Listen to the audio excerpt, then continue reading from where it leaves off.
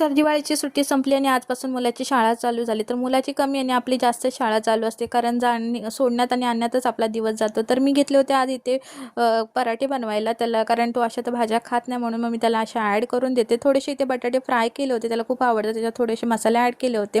नंतर इथे मला लागली होती ताण, म्हणून पाणी पिऊन घेतलं, त्याचा टिफिन वगैरे भरला, त्याला स्कूलमध्ये सोडला. आणि काल आमच्या दारावर हे झुंबरवाले आले होते आणि मला खूप आवडले होते, तर मी 2 घेऊन ठेवले होते. नंतर घरी आल्यानंतर किचनवर थोडीशी भांडी पडली होती नाश्त्याची, ती घासून घेतली, किचन स्वच्छ धुवून घेतला आणि मग मी माझं काम स्टार्ट करायला घेतलं होतं, कारण मी ही दिवाळीची सुट्टी घेतली होती. आणि काल त्यांचा कॉल आला होता की तुम्ही काम कधीपासून स्टार्ट करताय, तर आजपासून मीही माझं काम स्टार्ट केलं आहे. मी घरातून काम करते, वर्क फ्रॉम होम.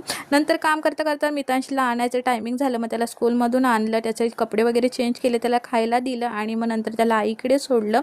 आणि नंतर मग मी परत माझं काम करायला घेतलं होतं. तर आई म्हणूनही कुठे कमी पडायचं नाही आणि आपला जॉबही जपायचा असंच ठरवलं आहे मी. प्लीज सबस्क्राईब करा, लाईक करा.